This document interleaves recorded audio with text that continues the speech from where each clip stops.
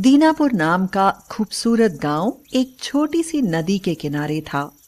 वहां शोभित नाम का एक लड़का अपनी मां सरस्वती के साथ रहता था। जब वह छोटा था तभी उसके पिता की मृत्यु हो गई थी। आजा बेटा, नाश्ता कर ले और फिर स्कूल जा। देर हो रही है, मुझे भी कुछ करना है। ऐसे नहीं माँ, मैं ऐसे नहीं खाऊंगा। मुझे ये रूखी रोटी अच्छी नहीं लगती। मैं तो दूध के साथ खाऊंगा। मुझे दूध भी चाहिए। बेटा, वह हमारे यहाँ नहीं है। अच्छा रुक, अभी पड़ोस में बंसी के यहाँ जाकर देखती हूँ, उसके यहाँ दूध होता है। वह पड़ोस के बंशीधर के यहाँ जाती है और कहती है, भैया बंसी, मेरे शोभित को दूध के बिना खाना अच्छा नहीं लगता है। मुझे 1 गिलास दूध रोज दे दिया करो। इसके बदले में तुम्हें हमारा काम भी करना होगा। मुन्ने की माँ बीमार रहती है और हम बर्तन धोने के लिए एक बाई की तलाश कर रहे हैं। तो ऐसा करो, तुम दोपहर को मेरे बर्तन धो दिया करना और उसके बदले में मैं तुम्हें दूध और कुछ रुपए भी दूंगा। ठीक है भैया। इसी तरह गांव में सबका एक दूसरे से कनेक्शन जुड़ा होता है। नगद रुपयों के बजाय सामान और काम करके भी काम चलाया जा सकता है। सरस्वती दिन भर मजदूरी करती और जब मजदूरी नहीं मिलती तो गांव में ही जिस किसी का काम मिलता तो कर लेती। शोभित को वह अच्छे अच्छे कपड़े पहनाती, अच्छा खाना खिलाती और स्कूल में पढ़ाती थी। तुम कितनी कमजोर हो गई हो माँ। जब मैं बड़ा हो जाऊंगा तब मैं तुम्हें कुछ भी काम नहीं करने दूंगा। मेरा राजा बेटा नौकरी करके रुपए लाएगा और मैं रानी की तरह बैठकर राज करूंगी। अच्छा माँ, मुझे एक अच्छी सी कहानी सुनाओ। फिर वह उसको अच्छी अच्छी कहानियां सुनाती थी। शोभित आराम से सो जाता था। किसी किसी दिन ऐसा होता कि खाने के लिए कुछ भी नहीं होता तो सरस्वती खाना नहीं खाती और बस शोभित को ही खिला देती। माँ, आओ मेरे साथ खाना खाओ। बेटा, मेरे पेट में दर्द हो रहा है। मैं खाऊंगी ना तो बीमार हो जाऊंगी। शायद बदहजमी हो गई है। खाने से तो और भी तकलीफ बढ़ जाएगी। वह पानी लेने के लिए जाती है। शोभित अपने लिए दाल परोसने के लिए भगोने का ढक्कन खोलता है तो चौंक पड़ता है। अरे, ये तो बिल्कुल खाली है।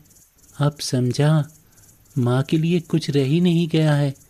जो कुछ था उसने मुझे खिला दिया और अपने लिए बहाना बना रही है ताकि मुझे पता न चले और मैं आराम से खा लूं। उसकी आंखों में आंसू भर आते हैं। इन मुसीबतों के साथ शोभित बड़ा होता जाता है। उसकी शहर में नौकरी लग जाती है और वह अधिकारी बनता है। उसके बाद उसकी शादी हो जाती है। सरस्वती भी शहर में आकर कुछ दिन रहती है। बहू सीमा उसका जीना हराम कर देती है। उस पर बहुत उल्टा सीधा आरोप लगाकर शोभित के कान भरती रहती है। मैं माँ जी को कितना समझाती रहती हूँ कि अच्छे कपड़े पहना करो, थोड़ा अच्छा रख रखाव रखा करो। आखिर आप एक अधिकारी हैं। आपसे मिलने वाले लोग आते हैं तो इन्हें देखकर कहते हैं कि आपने एक नौकरानी रखी हुई है। ये हमारी जानबूझकर बदनामी कराती है। हाँ, तुम ठीक कह रही हो। हमारा स्टैंडर्ड है और ये उसको गिराने में लगी हुई हैं। इससे तो अच्छा है कि ये गांव में जाकर रहें। माँ, आप गांव में रहो, मैं आपका खर्चा भेज दिया करूँगा। बेटा, अगर मेरे रहने से तुम्हारी बदनामी होती है तो मैं गांव में रह लूंगी। मैं तुम्हारा खर्चा लेकर क्या करूंगी? जब तक मेरे हाथ पैर चलते हैं मैं कमा लिया करूंगी। सरस्वती चली जाती है। अचानक एक दिन शोभित बीमार होता है। वह अपना चेकअप कराता है तो उसके पैरों के नीचे से जमीन खिसक जाती है। सीमा, मेरे दोनों गुर्दे खराब हैं। अब मेरी जिंदगी का अंत समय आ गया है। डॉक्टर ने कहा है अगर तुरंत गुर्दा नहीं बदला गया तो मेरी मौत भी हो सकती है। वह पूरी कोशिश करता है। रिश्तेदार, दोस्त, परिचित सबसे कहता है, लेकिन उसे गुर्दा कहीं नहीं मिलता। ना ही कोई दानकर्ता मिलता है। अचानक एक दिन एक गुमनाम दानकर्ता उसको अपना गुर्दा दान कर देता है, जिससे उसका ऑपरेशन होता है। 15 दिन अस्पताल रहने के बाद शोभित ठीक होकर अपने घर पर आ जाता है। उसकी पत्नी सीमा उससे कहती है, देख लिया तुमने अपनी माँ का प्यार। दुनिया जहान के लोग आकर तुमको देख गए, लेकिन तुम्हारी माँ तुमको देखने तक नहीं आई। हाँ। शोभित अब अपनी माँ से बहुत नफरत करने लगा था। वह उसको कभी गांव में देखने नहीं जाता था। एक दिन गांव से उसके पड़ोसी बंशीधर का फोन आया। हेलो शोभित, तुम्हारे घर से बदबू आ रही है, मकान बंद है, यहाँ आकर देखो। शोभित जब वहां जाता है तो देखता है कि बंद मकान के भीतर उसकी माँ मरी पड़ी है। शायद उन्हें 5-6 दिन मरे हुए हो गए होंगे। वो बीमार हो गई थी, उसकी देखभाल करने वाला कोई नहीं था। वो स्वाभिमानी थी, वो किसी का एहसान नहीं लेना चाहती थी, क्योंकि उसके गांव के कुछ लोगों ने कहा था कि तुम इधर उधर मारी मारी फिरती हो, तुम्हारा जवान बेटा तुम्हारी मदद नहीं करता, जरूर तुम्ही में कोई कमी होगी। सामाजिक दबाव में माँ का क्रियाकर्म तो करना ही पड़ेगा, लेकिन मेरी इच्छा नहीं है।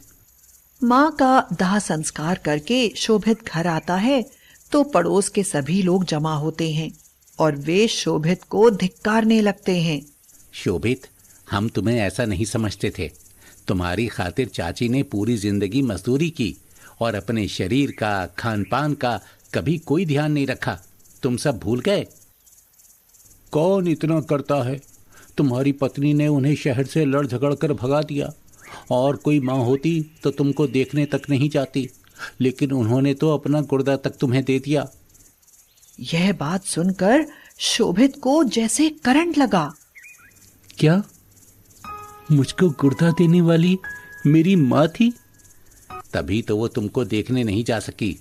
उसने डॉक्टर से कह दिया था कि शोभित को मत बताना कि गुर्दा मैं दे रही हूँ, नहीं तो शायद वो बेचारा मेरी कमज़ोर हालत को देखते हुए गुर्दा नहीं लेगा। लेकिन मैं चाहती हूँ कि मेरा बेटा ठीक ठाक रहे। मेरा क्या है, मैं तो मरने को ही बैठी हूँ। शोभित की आंखों से आंसू बहने लगे। अब वह बहुत पछता रहा था। हे भगवान, ये मैंने कैसा अनर्थ किया।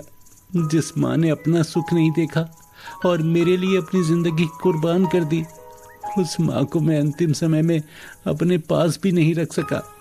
उसे याद आया जब वह बचपन में अपनी माँ से कहता था कि जब वह बड़ा हो जाएगा तो उसे कमा कर खिलाएगा। तो माँ कहती थी कि उसकी नौकरी लग जाएगी तो वो रानी बनकर राज करेगी। अब शोभित बहुत पछता रहा था। वह जोर जोर से रो रहा था। माँ, मैंने तुम्हारे साथ बहुत गलत किया। अपने नालायक बेटे को माफ कर देना माँ, मुझे माफ कर देना। मैंने तो तुम्हें एक दमड़ी तक नहीं दी और तुमने फिर भी मेरे लिए जिंदगी कुर्बान कर दी।